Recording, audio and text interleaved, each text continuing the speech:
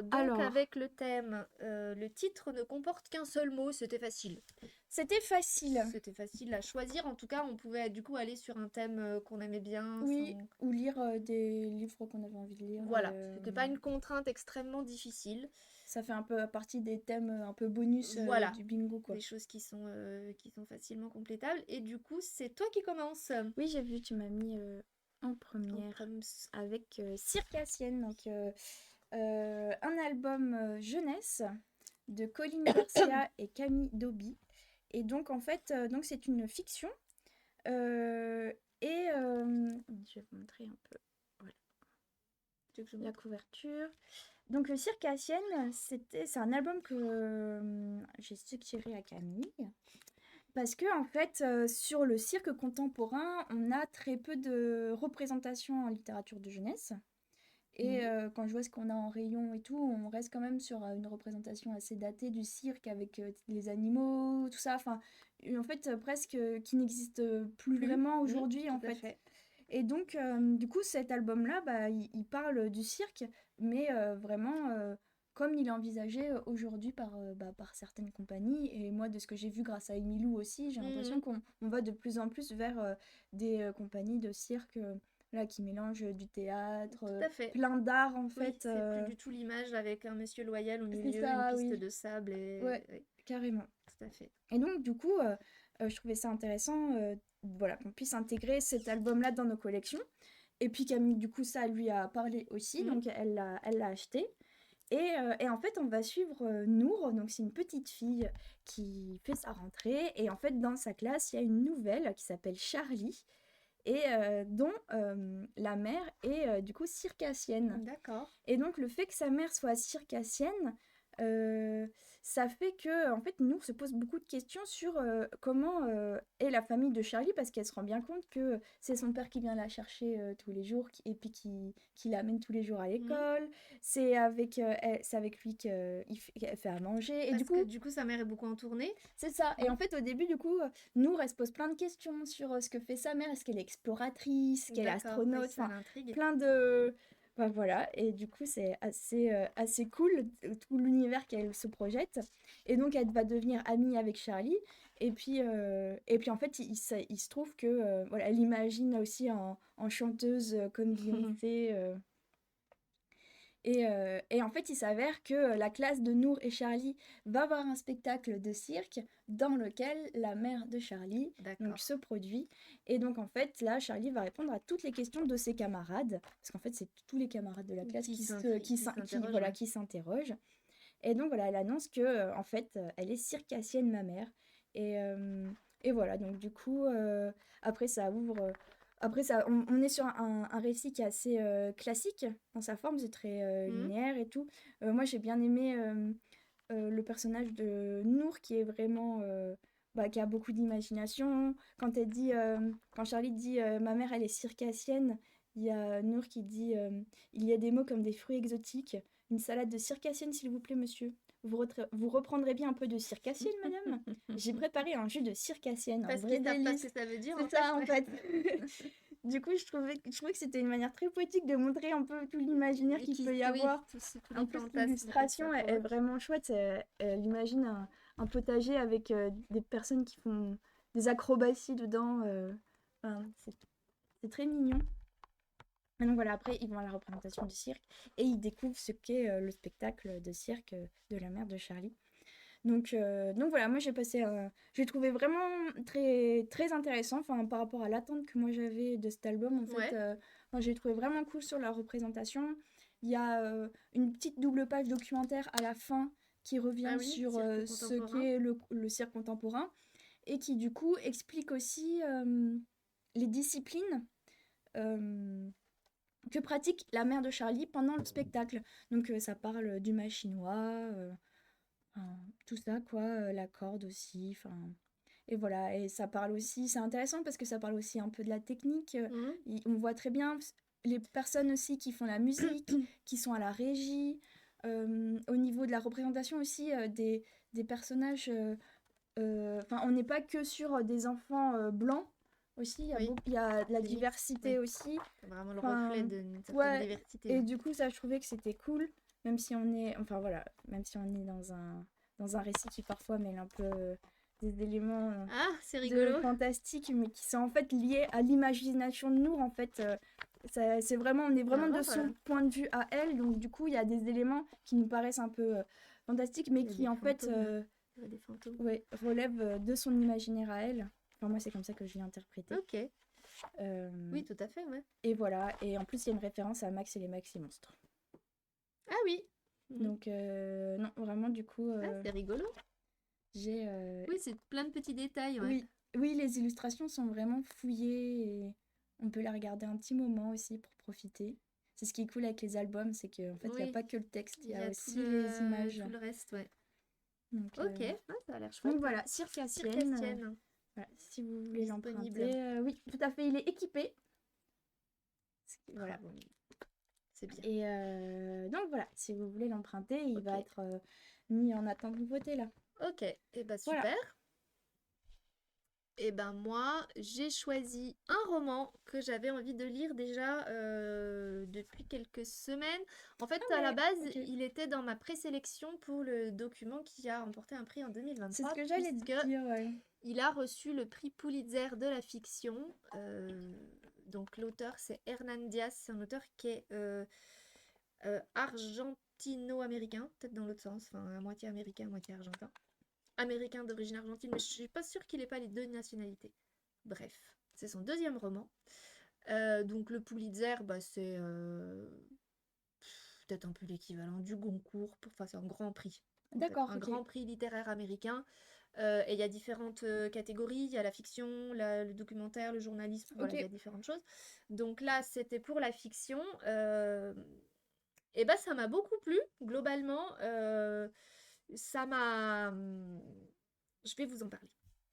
Le roman, il se découpe en 4 parties. Donc en fait, c'est l'histoire. Alors selon le pitch derrière, je vous le fais comme moi je l'ai découvert en fait, parce que j'ai trouvé que c'était important de pas trop en savoir en fait avant. D'accord. J'ai lu la quatrième de couverture. Donc en fait, en gros, voilà, ça se passe à Wall Street, dans le monde de la finance, dans les années 30 en Amérique, donc un contexte économique très très compliqué, Grande Dépression, des crises, enfin voilà, c'est Mhm. assez complexe. Alors ça commence avec une espèce d'élan de Wall Street, azimut, ça vend des actions, enfin voilà, les gens commencent à jouer à la bourse jusqu'au krach de 29 qui va tout faire un petit peu s'effondrer. Et en fait, on va suivre un homme héritier d'une famille d'industriels, génie des finances, haute société new-yorkaise, voilà. Donc c'est l'histoire de cet homme qui s'appelle Benjamin Rask. On va le suivre en fait, quand on ouvre le livre, on tombe sur un sommaire. Ah oui. Voilà, donc le sommaire est ici. En fait, le livre se découpe en 4 chapitres et en fait, à la lecture de ce sommaire, on a l'impression que c'est 4... En fait, il y a le titre. Par exemple, le premier, c'est Obligation et en dessous, en italique, c'est écrit Harold Vanner. Donc à chaque fois, c'est un titre et un auteur en dessous. Donc on se dit c'est 4 histoires différentes en fait. Ah oui, d'accord. Voilà. Donc bref, je me dis tiens, c'est intriguant. J'ai commencé cette première partie. Effectivement, la première partie s'appelle Obligation. Juste en dessous, c'est écrit roman. Roman signé Harold Vanner. Bon, je commence ma lecture et donc là, on nous parle de ce fameux Benjamin Rask, qui est un enfant assez renfermé, assez austère, très peu sociable, qui communique assez peu en fait. Son père, effectivement, est un industriel qui fait fortune. Sa mère bon, a la vie d'une femme mariée dans les débuts du XXe siècle, quoi, donc elle Hmm. travaille pas, et puis son mari est riche, donc c'est un peu haute société new-yorkaise, elle est D'accord. très mondaine. On est dans cette Ses parents classe-là. vivent dans une relative ignorance l'un de l'autre, et leur couple fonctionne très bien comme ça. Ils se D'accord. complaisent à ne jamais être dans la même maison en même temps, par exemple. Ah mince, le Ok. standard. Tu peux... Dire. Excusez-nous. Voilà. Parce que notre collègue qui s'occupe du standard est absente. Ouais, voilà. Super. C'est les aléas du direct. Et donc voilà, Benjamin il grandit comme ça. Son père meurt, Benjamin est encore assez jeune. Et en fait, au décès de son père, il y a une phrase assez amusante d'ailleurs qui écrit la vérité était que le deuil avait simplement donné à son tempérament naturel une forme socialement acceptable. Parce qu'en fait, l'auteur est en train d'expliquer que tout le monde aux obsèques du père de Benjamin euh, furent impressionnés, les membres de la famille autant que les connaissances furent impressionnés par la retenue de Benjamin, qui est encore enfant et qui du coup est hyper solennel et noble un petit peu quelque part dans son Ok. deuil. Alors qu'en fait, il dit la vérité, c'est comme il est un petit peu euh, pas comme il n'arrive pas en fait à parler aux gens, finalement, cette retenue qui est imposée par le deuil lui va parfaitement en fait. D'accord. Voilà. Et donc il s'intéresse à l'héritage de son père et il va se révéler, Benjamin, un génie des mathématiques et de la finance.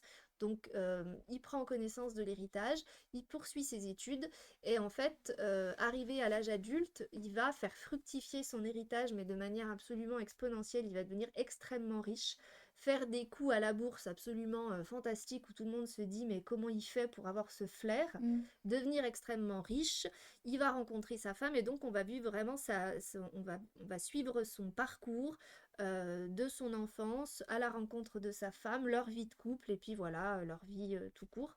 C'est une première partie, je sais pas, elle doit peut-être durer, ça fait 127 pages, le récit, Ok. qui est assez intéressant à lire, le style de cet Harold Vanner, qui est supposé avoir écrit ce roman-là, est assez feutré comme ça. Il y a une certaine distance, la manière qu'il a de choisir ses mots. Il fait des phrases simples, en même temps assez précises, et puis vraiment une ambiance comme ça, un petit peu tapissée. On s'y croit en fait dans ces salons de riches où t'imagines que tout est dit d'une voix très douce, ça crie jamais, enfin tu vois, c'est toujours très très calme. Il y a vraiment cette ambiance voilà feutrée qui marche parfaitement et qui du coup va totalement rendre, je trouve, le caractère de ce Benjamin qui est complexe en fait, parce qu'on sait pas vraiment, il est un peu insondable en fait, même pour toi lecteur, il est un peu Ok. insondable. Tu sais pas, t'arrives jamais vraiment à percer qu'est-ce qui se passe au fond de lui en fait, est-ce qu'il ressent des émotions et lesquelles. Il y a un peu ce côté-là. Et, euh, et en fait, le récit se termine, tu te dis, bon bah c'est fini en fait, et hop, tu passes à la partie 2 Ouais. qui s'appelle Ma vie par Andrew Bevel. Et là, moi, je me dis, bon, bah, en fait, ça doit être un recueil de différents récits de vie de personnes ou de personnalités qui sont toutes plus ou moins liées au Euh, monde de la ok, finance de ouais. l'Amérique des années 30, parce que j'avais vraiment compris que c'était ça le sujet du roman. Ok, d'accord. Donc j'attaque cette deuxième partie en me disant, ok, j'étais un peu déstabilisée, mais je me dis, bon, j'attaque la deuxième partie. Un petit ventre mou, je vous le cache pas, hein. Il y a eu une petite longueur pendant 10-15 pages, je me suis vraiment demandé si j'allais continuer le livre. Ah, d'accord. Ouais, ouais, j'ai vraiment eu un petit moment de doute. Je me suis dit, bon, en fait, je m'étais dit, je continue encore 20 pages, et Oui. si vraiment Si ça ça part décolle pas, pas. j'arrête, quoi. Et en fait, là, il s'est passé quelque chose. Je peux pas vous dire quoi parce que je pense qu'il faut vraiment aborder le livre en sachant le moins possible, mais en fait, c'est un roman à tiroir. Ok. Donc, c'est quatre récits différents, mais quelque part, ils sont liés les uns aux autres. Donc, il faut vraiment passer ce petit ventre mou, puis après aller dans la suite parce que, en fait, c'est pas du tout un livre sur la finance, vraiment. C'est plutôt un livre sur la fiction, sur comment on crée les mythes. Alors, quand même un peu sur la finance parce qu'en l'occurrence c'est vraiment sur ces puissants qui dirigent le monde en fait un peu pour simplifier, sur le pouvoir de l'argent, mais sur vraiment comment c'est ce qu'on pourrait appeler le storytelling quoi, comment le mythe autour du personnage se construit, Mm. qu'est-ce qui est vrai, qu'est-ce qui est faux, ce rapport à la vérité, à l'argent, enfin voilà, il y a vraiment tout un truc ce travail fictionnel voilà, de création de fiction autour de ces personnes. Euh, et voilà, et du coup, c'est vraiment un roman qui est assez déstabilisant parce qu'il remet sans arrêt en question, en gros, ce que tu as lu quelques pages plus tôt, bah, quelques pages plus tard, c'est remis en question. Et t'es vraiment là, toi, en tant que lecteur, à dire, mais à qui je peux faire confiance en fait? Qui me raconte la vérité? Qui sont les D'accord. personnages réels? Qui sont les personnages fictionnels? Et où j'en suis, en fait? C'est vraiment... Et du coup, tu t'interroges sur... Bah, dans la vie réelle, pareil, les gens, les personnalités que tu connais, t'as ce qu'on te dit d'elles et t'as ce qu'elles sont Oui. vraiment. Et en fait, Comment tu allies la... comment tu fais la part des choses et Mm. qui décide de qui raconte quoi, à quel moment. Enfin voilà, c'est assez... ouais, il m'a beaucoup questionné. Et du coup, je trouve ce qu'il y a de brillant dans son écriture à Hernan Diaz, c'est que vraiment il a tissé un roman, finalement les imbrications sont assez complexes et il tient le truc en fait. C'est-à-dire qu'à aucun moment tu te dis non mais en fait il n'y a plus rien de cohérent, c'est pas... il te maintient comme ça en haleine et je trouve qu'il a vraiment su tisser la toile de manière assez brillante. Et j'aime beaucoup ce titre aussi parce que Trust, je trouve qu'il a de multiples sens. Un trust, c'est une entreprise qui domine un marché. Tu sais, quand on dit Ah, ok. cette entreprise, quand tu vas dire, je sais pas moi, cette entreprise, elle a trusté le marché de la téléphonie ou un truc, en gros, ça veut dire qu'elle a pris des positions dominantes dans le secteur jusqu'à être limite Monopole. anticoncurrentielle, en Ouais, fait, voilà, limite ok. monopole. Donc ça veut dire ça, un trust. Et c'est effectivement le sujet de ces puissants qui dirigent le monde. Et en même temps, trust, ça veut dire confiance en anglais. Mm. Donc il y a aussi ce côté de bah, qui Oui. tu peux faire confiance, quoi. Il y a un double sens qui m'a beaucoup, une fois que j'ai eu terminé le roman, voilà, j'ai vraiment trouvé assez brillant. Ça m'étonne pas qu'il ait eu un prix parce que ça faisait longtemps que j'avais pas lu. Alors, c'est pas que j'ai eu un coup de cœur absolu, mais j'ai vraiment trouvé que c'était particulièrement réussi cet exercice en fait. Ok. Il a vraiment Et puis t'as été particulièrement bien. surprise du coup en Et j'ai plus. été surprise, oui, alors parce qu'en fait, vraiment, la deuxième partie, quand je l'ai eu fini, enfin, quand j'ai eu ce petit moment où je me suis dit, ah, mais attends, en fait, j'ai commencé à me questionner, je suis revenue en arrière pour essayer de relire des trucs que peut-être j'avais loupés. Et puis, en fait, plus ça avançait, et plus effectivement, il m'en remettait une couche en me Mm. disant, non, mais Ok. en fait, pas du tout, alors j'avais mal compris ça, en fait. Enfin, vraiment, voilà, et jusqu'au bout, je me suis interrogée sur le truc, ouais, ouais, non, j'ai vraiment, ouais. Mais du coup, Là, c'est Hernan Diaz, c'est lui qui a écrit tout le livre. oui, c'est lui qui a écrit tout. Oui, oui. Mais voilà, oui, oui, non, Ok. t'as ce côté où tu crois quand même. Voilà, donc j'ai lu Trust et bah, je vous le conseille. Franchement, ça valait le coup. J'ai bien Trop aimé. bien. Ouais, ouais, ouais. Ah, Je c'est suis contente de intéressant l'avoir lu. parce que du coup, je serais pas allée. Non, bah oui, parce qu'effectivement, bon, le Bah, sujet, il cache bien son il jeu du cache bien coup. son jeu, ouais, ouais. En fait, finalement, tout ce côté, t'as quand même, oui, cet argent et cette finance, c'est presque une toile de fond, mais c'est presque limite le prétexte, en fait, je trouve, au final. C'est Ok. pas vraiment, c'est pas le sujet principal du livre pour moi. D'accord. Voilà. Ok. Mais bon, Trop bien. voilà. Trust. Cool. Je te passe la parole. Euh, eh bien, moi, je vais parler encore d'un album jeunesse. C'est ce qui est pratique quand tu travailles en secteur jeunesse. Tu peux écrire des albums et dire ah, c'est bon, j'ai rentré dans le bingo, c'est facile. Donc, ça s'appelle Kilioc de Anne Brouillard. Et donc, Anne Brouillard, moi, c'est une autrice jeunesse que j'apprécie beaucoup. J'aime beaucoup son travail qui est très doux. Elle travaille beaucoup aussi sur euh, la texture de ce qu'elle dessine et du coup les impressions. Enfin, elle joue beaucoup sur. Enfin, là, peut-être moins que dans d'autres, où vraiment, en fait, son dessin raconte quelque chose, mais dans l'émotion aussi. Enfin, il D'accord, y a vraiment oui. une recherche comme ça. Et, et du coup, j'aime beaucoup son travail. Voilà, Et bref. c'est beau, ces illustrations. Oui. Je connaissais pas du tout. Enfin, pas Et spécialement son donc, nom, en tout cas. Kilioc, en fait, c'est l'histoire. Donc, c'est un petit chien, Kilioc, en fait, qui est un personnage, en fait, d'un autre album d'Anne Brouillard qui s'appelle Le Pays des chiens tiens. Et donc, en fait, c'est deux albums, en fait. C'est deux gros albums. Nous, je crois qu'on les a mis en roman illustré, par D'accord. exemple. Hmm. Voilà, Ok. et dans Hmm. lequel donc Kilioc apparaissait. Donc là, elle a fait un album que sur C'est donc une espèce de spin-off un Kilioc. peu, du coup. Ouais, c'est ça, C'est juste rigolo. sur ce petit personnage. Mais en fait, dans ces albums jeunesse, en fait, tu retrouves des personnages que tu as vus dans d'autres Ouais, albums, alors que en soi, tous ces albums pourraient en effet se passer dans un même univers qui serait le nôtre. oui. Euh, mais tu fais pas forcément le lien. Et puis en fait, à une page, tu te dis, mais c'est bizarre, Je ce l'ai déjà personnage, vu. je l'ai vu Ouais, dans un j'aime autre bien quand ils album. font ça, les auteurs. Donc en fait, ça fait un peu le Anne Brouillard univers, en Mhm. fait, je trouve, pour l'avoir étudié, du coup. En Oui, fait, oui, oui. il y avait ça, et je trouve que c'est assez drôle de faire ça. Et donc, avec Ilioc, elle reprend ce principe-là. Et donc, en fait, c'est juste le récit d'une journée de ce petit chien dans sa maison. Et du coup, Kilioc se lève le matin et il va aérer la chambre d'amis parce qu'il y a un ami qui va arriver. Et puis après, il se fait couler un petit café. Et puis après, il décide d'aller lire le journal dehors. C'est une chronique, quoi. Hein. Et du coup, en soi, il se passe pas Ouais. grand-chose. Le grand bouleversement de Kiliok, ça va être... Donc, il va boire son café dehors. En fait, il renverse sa tasse. Et il se dit, ce serait pas mal quand même si j'avais une terrasse. Et donc, il va commencer à réfléchir à est-ce que ma maison, elle a vraiment besoin d'une terrasse ou pas? Donc, il va dessiner des plans. Après, il y a son ami le chat qui va arriver. Ils vont discuter en fait de cet intérêt de la terrasse. Puis il va lui dire oui, mais en fait, peut-être que cette terrasse, c'est pas une si bonne idée que ça parce qu'en fait, j'ai découvert qu'il y avait j'ai plein de petits voisins en fait. Et en fait, tous ces petits voisins, c'est une petite souris, c'est la fourmi, Ah, donc il va les déranger s'il construit c'est une ça. terrasse. Donc voilà, donc il réfléchit à tout ça.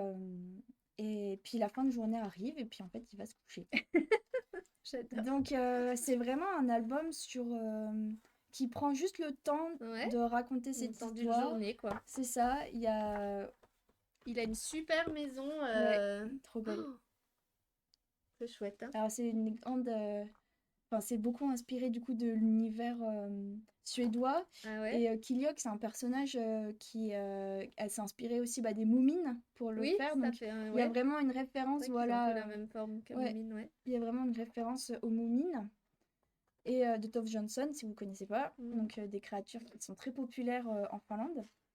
Et voilà, c'est vraiment un album un peu hors du temps sur une journée, Mhm. juste toute simple, où il se passe pas grand-chose. Et moi, j'ai beaucoup apprécié en fait ces pages toutes douces, où on sent juste le temps qui s'arrête et où on prend le temps de se poser des questions qui ont l'air banales, mais qui peuvent avoir un effet en fait sur d'autres êtres vivants autour de nous. J'ai beaucoup aimé les doubles pages. Il y en a souvent des doubles pages sans texte, juste on a l'illustration et du coup on a le temps de regarder l'illustration, les détails. D'ailleurs, l'album commence par une double page sans texte, enfin, et je trouve que c'est assez intéressant aussi sur la manière dont on lit un album jeunesse, sur le lien entre l'écriture et l'illustration. Et le fait de commencer l'album jeunesse avec une double page sans texte, qui représente le fait que Kiliok se réveille, Mm. c'est vrai que le matin, enfin, ouais, tu Tu parles parles pas pas, tout de suite, oui. tu, Complètement, ouais. tu te réveilles. Donc du coup, voilà, Ouais, c'est vachement bien, je vais l'emprunter. il est vraiment très beau. Ah Enfin, ouais, il est très très joli, hein. et voilà, c'est vraiment un temps suspendu. Ok. Ah, belle découverte. Et j'ai beaucoup aimé l'ambiance qui s'en dégageait en fait. Donc voilà. Donc Bon, c'est Kiliok de Anne Brouillard. ok. Parfait. Donc lui aussi, je sais pas, je demanderai à Camille si elle va le mettre en nouveauté Je aussi. vais le prendre, je pense. Ok, ok. Alors moi, je finis avec un film qui s'appelle Coupé, tu l'as vu? Ah, ok, parce que je ne comprenais pas Pourquoi? pourquoi tu avais... Ne coupez pas. Alors si, maintenant je fais le lien parce que je sais couper que Voilà. c'est l'adaptation Oui. de ce film-là. Mais du coup, j'avais oublié que la version française s'appelait Coupé et du coup, Oui. j'étais là. Cécile a fait une mimi, genre elle s'est plantée dans Non, le non, pas du thème. tout. C'est parce qu'en fait, Coupé, il est emprunté. D'accord, ok. Donc moi, j'ai vu Coupé. Alors, je vais volontairement vous en dire le moins possible parce que c'est un petit peu comme dans Trust. Quand je l'ai vu, je savais pas ce que j'allais voir en fait. Ah, t'avais rien entendu dessus et tout? Pas du tout. Ok. Je savais juste que c'était Hazanavicius, que j'aime beaucoup. J'aime bien ses films. En général, je trouve il y a toujours un petit truc, une petite subtilité, une petite seconde lecture, un petit peu d'humour comme ça, pince sans rire. J'aime bien, voilà, j'aime bien Hazanavicius. En plus, il m'est très sympathique. J'aime beaucoup l'entendre parler. Et j'ai vraiment le sentiment que c'est un passionné de cinéma. Du coup, j'aime bien ce rapport qu'il a au film, en fait, à la création. Bref, bon, voilà, j'aime Ouais, et bien son puis il travail. s'essaye à plein de genres différents aussi, c'est intéressant. Exactement, il s'essaye, il est curieux et bon vraiment c'est un réalisateur dont je suis le travail avec toujours beaucoup de curiosité en tout cas. Donc je savais que c'était lui. Euh, je savais qu'il y avait des scènes de zombies, j'avais vaguement entendu parler d'un truc un peu zombie, puis j'avais vu quelques images où c'était assez sanguinolent, je m'étais dit tiens, très étonnant. Puis bref, voilà, c'est tout, les semaines passent, j'ai pas vu le film. Et un jour, mon conjoint, que j'étais sortie, je rentre et il me dit ah, j'ai regardé Coupé. Alors déjà, j'étais un peu deg parce que je dis bah t'aurais pu m'attendre. Et puis je lui dis ah bon Il me dit ouais, c'était. Il me dit c'est bizarre. Bizarre bof, il a pas trop aimé, quoi. Ok. Bizarre. Donc, j'étais quand même un peu surprise. Et puis, bref, le temps repasse. Je tombe dessus à la médiathèque. Je me dis, ah bah tiens, coupé, je le prends. Et donc, un soir que c'est lui qui était sorti, je lance le film. Sans vraiment, mais du tout, savoir ce que j'allais voir. Et là, en fait, donc je vous le pitch comme je l'ai vu sur la jaquette. En gros, c'est l'histoire d'une équipe de tournage qui est réunie dans un bâtiment désaffecté pour tourner un film de zombies. Et en fait, il se retrouve, c'est ce réalisateur, enfin, toute L'équipe. l'équipe technique, les acteurs, tout ça, face à de vrais zombies. Et en fait, le réalisateur décide de se servir de cette attaque de zombies pour donner de l'authenticité à son film. Ok. Voilà. Et donc, effectivement, je me retrouve dans ce film où ça crie, c'est des jets de sang partout. Et en même temps, c'est un film de série Z, donc c'est très mal joué, D'accord, ok. Oui. c'est très surjoué. Et du coup, j'étais partagée parce que je trouvais ça assez marrant, ce côté un peu décalé. Il faut savoir aussi qu'avec mon père et ma sœur, depuis qu'on est, je vais pas dire petite, mais depuis qu'on est en âge de regarder des films un peu à la télé, enfin voilà, qu'on a, je sais pas moi, 14, qu'on est un peu ado, quoi. Avec mon père et ma sœur, on a un trip sur ce qu'on appelle les films à concours. Donc tout ce qui va être série B plutôt que série Z. C'était plutôt des films de série B, mais genre les téléfilms de W9, de Ok. TF6 ou TFX, je sais plus comment ça s'appelle.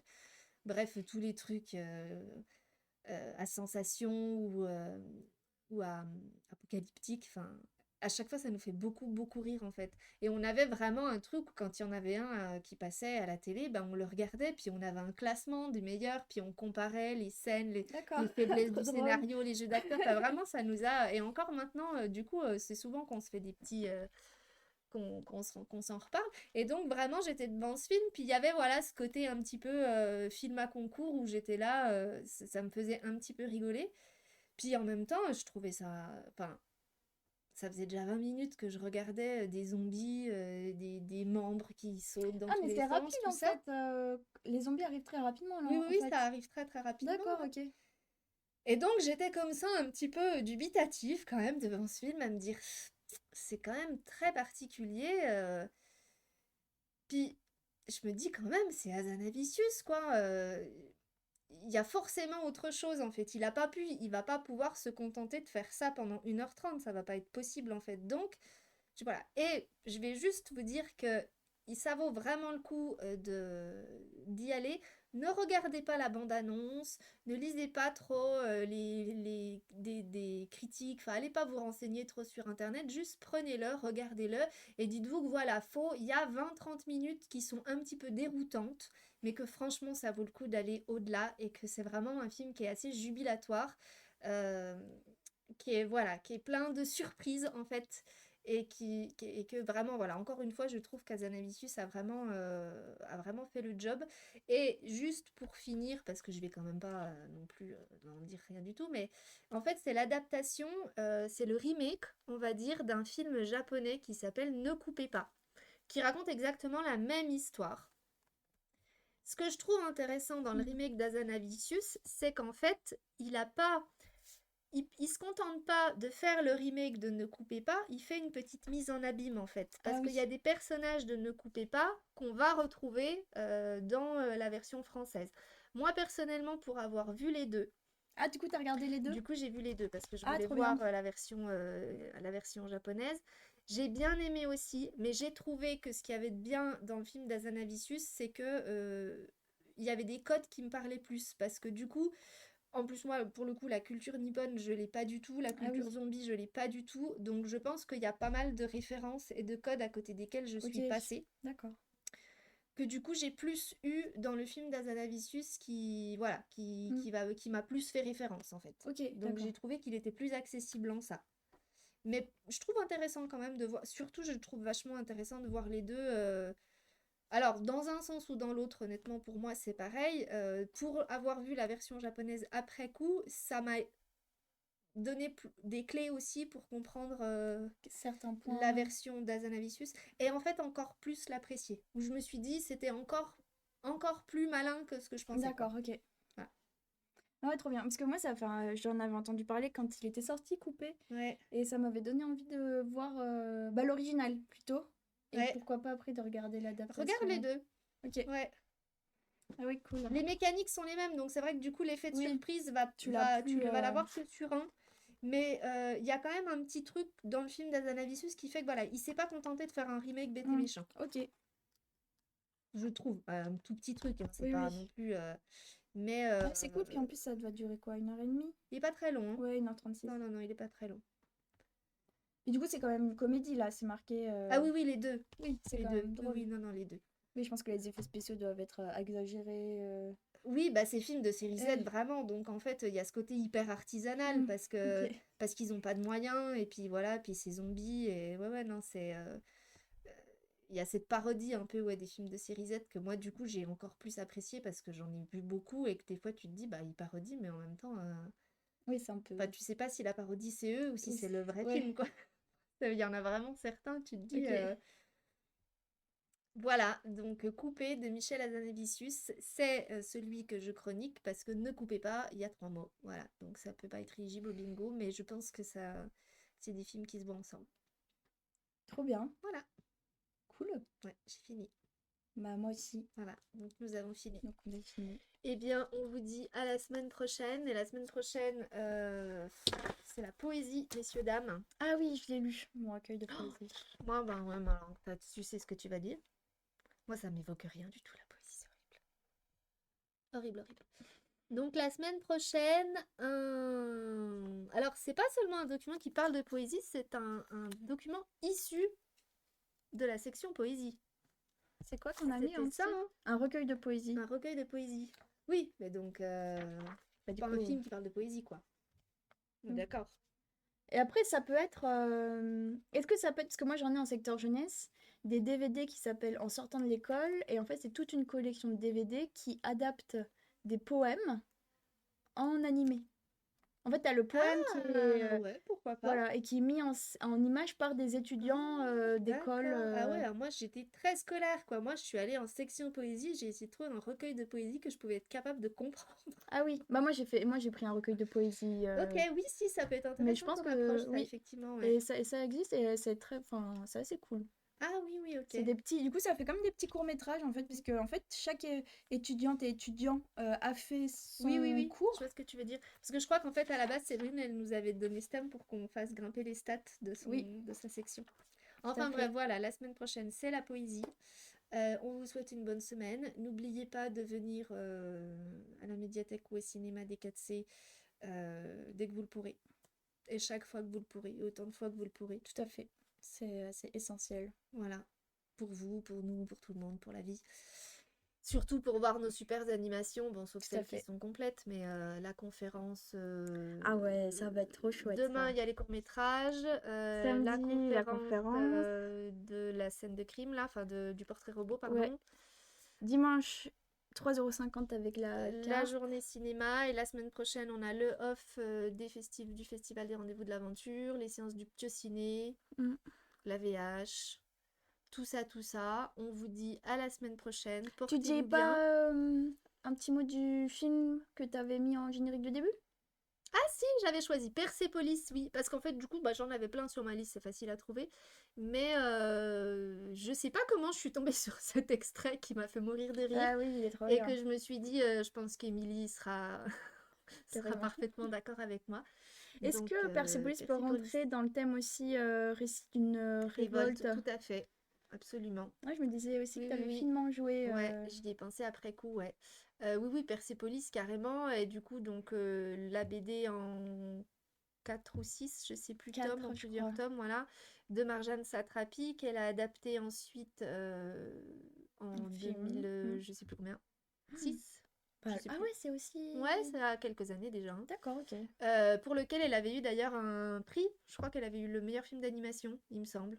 Ah, Ça avait eu grand succès. Le film était très bien, moi j'en ai un bon souvenir. La BD, évidemment, que j'avais beaucoup aimé. mm, Donc le récit de son parcours, de sa naissance en Iran, son enfance là-bas, un premier départ pour l'Europe, un retour en Iran, puis de nouveau un exil en Europe. Voilà, son rapport à son pays et à la situation politique compliquée, plus que compliquée d'ailleurs.